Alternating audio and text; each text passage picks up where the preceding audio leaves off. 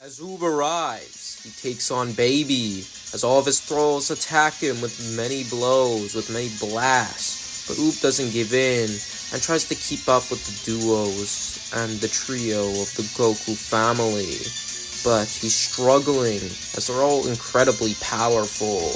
Baby Goku even being stronger than Super Saiyan 3 Vegeta. So, Oob uses the Kaioken, and this allows him to knock away Gohan and Goten, allowing for him to focus on Baby Goku, as now Oob can keep up with the Thrall pretty easily, and his power is able to push him back with many incredible blows, though eventually Baby's stamina is better, and the Kaioken runs out for Oob as he's knocked away and defeated.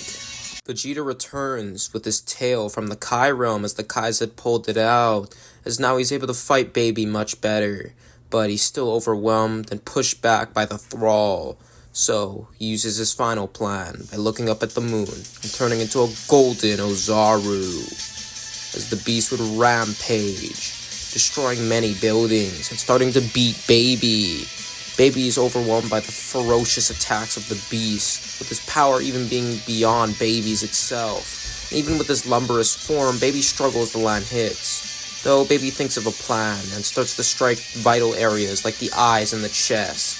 And now he starts to pull ahead, as now Baby is able to start beating the golden great ape, even when it tries to belly flop him.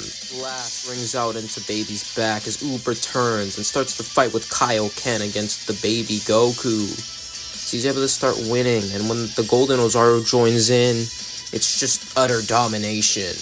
As Baby Goku tries to keep up, he just can't as the two warriors work together. And even though the Ozaru is uncontrollable, Oob's able to use that to push Baby Goku into its attacks, and is able to pull out the advantage.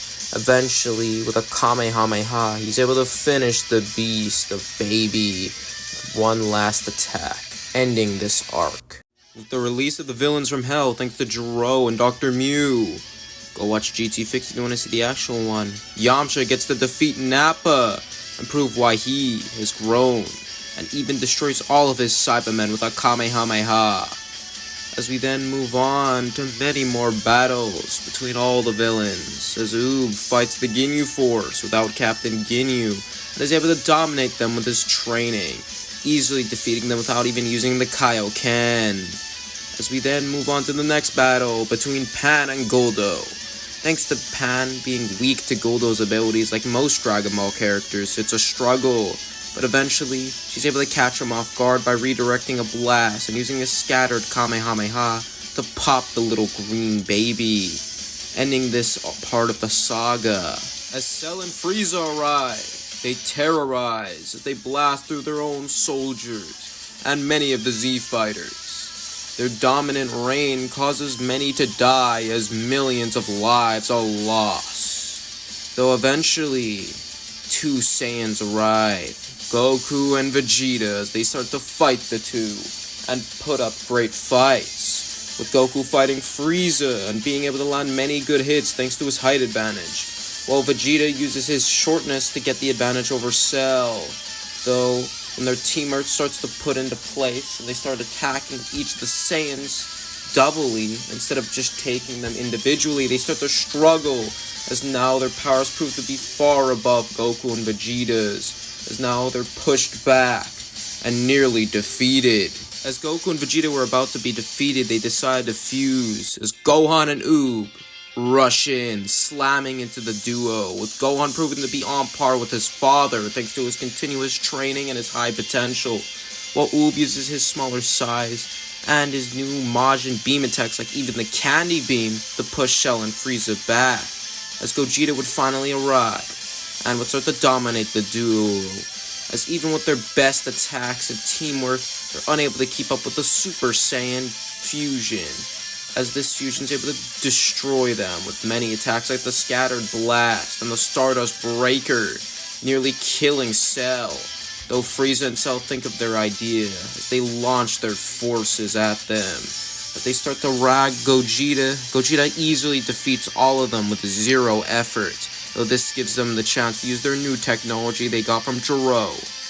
something called a Metamoran band, as they had seen it in the afterlife, the technique of the fusion dance, and now they awaken as Stellar Frieza.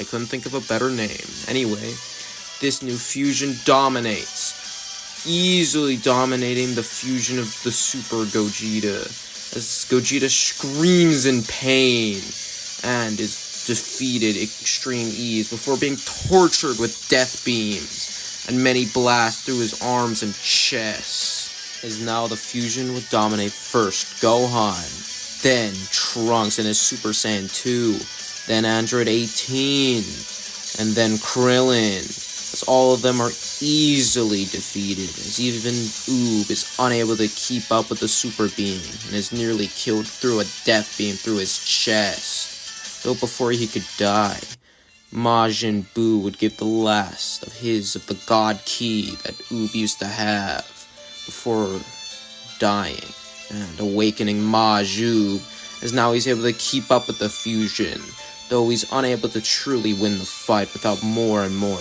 power, as he would then roar out, as his power would burst even higher, now being able to do even better, before then accessing the Kaioken, and now was able to land a majority of strikes, landing blasts and kicks, and many devastating attacks onto the fusion. With Cell Side comes in as he uses many different techniques at the Destructo Disc, Death Beams, Kamehameha, but it's all nothing to Majub as his power is supreme. As he fires out his own special beam cannon he got from Piccolo, landing and bursting through one of his arms, as the fusion would scream out, before then firing out a supernova that Majub easily blasts away with his new power. As they would then continue the clash, though without his arm, he's just unable to keep up with the Super Being. Though even with multi-forms, it's still not enough, as Majub smashes through them and fires out a many barrage of blasts with a scattered Kamehameha, as he finally defeats the menace. As now he celebrates, looking at his new power, though remembering Buu and thanking him for allowing him to be in the situation and not dead.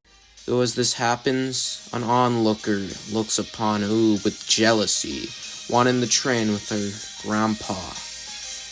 Thanks for watching. Remember to subscribe for the next part of this series where I cover why Pan should be the main character. Thanks for watching.